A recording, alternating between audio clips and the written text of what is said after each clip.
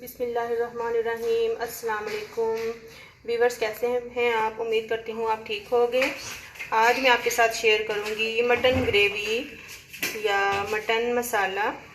तो चलिए मेरे अंदाज से बनाते हैं। बहुत ही आसान तरीके से मैं आपको बताऊँगी। मुकम्मल तौर पर गोश्त पका हुआ होगा, बोटी गली हुई होगी लेकिन ज़रा भी नहीं टूटेगी, बिल्कुल परफेक्ट होगी और टेस्ट वाइज भी बहुत अच्छी होगी, लुक वाइज भी बहुत अच्छी होगी, कोई स्मेल भी नहीं आएगी। तो चलिए स्टार्ट करते हैं। बिस्मिल्लाहिर्रहमानिर्रहीम। ऑयल, आधी प्याली ऑयल मैंने डालकर इसको अच्छे से गर्म कर लिया है। अब इसमें मैं 2 दरमियानी साइज की बारीक कटी हुई प्याज शामिल करके इनको गोल्डन होने तक फ्राई करूँगी।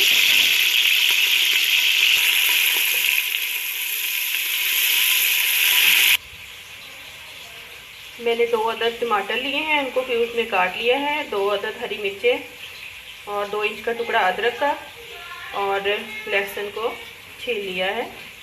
अब इनको मैं ब्लेंडर में डाल के ब्लेंड करके अच्छे से पेस्ट बनाऊंगी।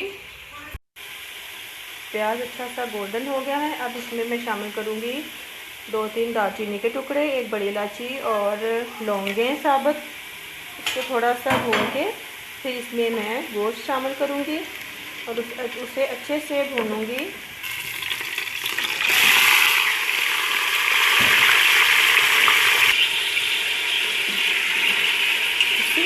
इसे इतना भूनेंगे कि इसका कलर जो है वो चेंज हो जाए, इसकी रेडनेस बिल्कुल ख़त्म हो जाएगी और गोल्डन सा इसका कलर हो जाएगा। फिर इसमें हम जो अपने मसाले ग्राइंड किए हैं वो शामिल करेंगे, अच्छे से भूनेंगे। लेकिन शामिल करने से पहले इसको खाली हम 3 से 4 मिनट के लिए अच्छे से भूनेंगे।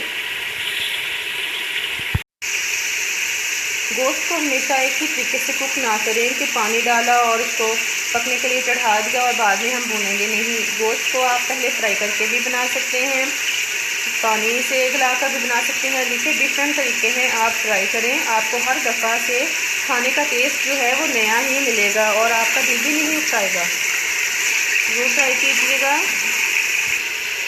इसका कलर चेंज हो गया है। अब इसमें मैं जो पेस्ट बनाए थे मसाले वो शामिल कर दूंगी।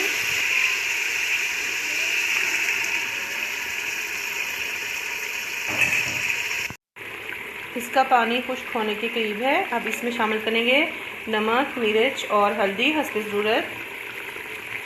जितना आपको पसंद है आप डाल सकते हैं। इसको अच्छे से भूनेंगे और इसका पानी अच्छे से ड्राई कर लेंगे कि ऑयल हमारा जो है वो अलग हो जाए। ये जो गोश्त की मसालों की भुनाई का जो सारा प्रोसेस है ना, आपने बहुत तसल्ली के साथ करना है, क्योंकि बाद में इसमें पानी डाल के इसको सिर्फ हम कुक करेंगे। इसको फिर भुनाई वगैरह के लिए टाइम नहीं देना पड़ेगा। आप यहीं पे सारी मेहनत कर लें तो आपका बहुत अच्छा फ्लेवर आएगा खाने में। ये तकरीबन भुनाई के करीब ही है। ये देखिए माशाल्लाह ये बहुत अच्छे से भुन गया है, ऑयल हमारा जो है वो अलग हो गया है। अब इसमें हम हस्बे ज़रूरत पानी शामिल करेंगे। 1 लीटर इसको गलने के लिए बहुत है 20 मिनट के लिए, और एक्स्ट्रा जितनी आपको ग्रेवी चाहिए उतना पानी डाल लें। 1 से 1.5 लीटर, 1.25 लीटर, 2 लीटर भी अगर आपको ज़्यादा शोरबा चाहिए तो 2 लीटर शामिल कर लें।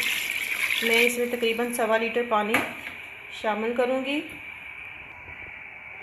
अब इसको कवर करके 20 मिनट के लिए मैं कुक करूँगी प्रेशर कुकर में। मैंने अपने हिस्से का काम कर लिया है और अब प्रेशर कुकर की बारी है। जब तक वो कुक करेगा मटन को तब तक मैं इंजॉय करूँगी अपनी इवनिंग टी। और जिस बहन भाई को रस पसंद नहीं है वो इस तरह बटर लगाकर खाकर फिर मुझे बताएं कि उनको कैसे लगे, ज़रूर पसंद आएंगे। चलिए मैं तो इंजॉय करती हूँ।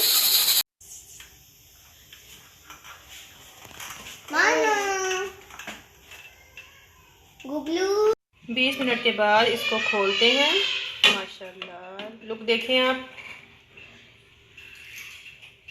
अब इसको चेक करेंगे कि ये अच्छे से गल चुका है कि नहीं। लुक वाइज तो ये बहुत अच्छा लग रहा है।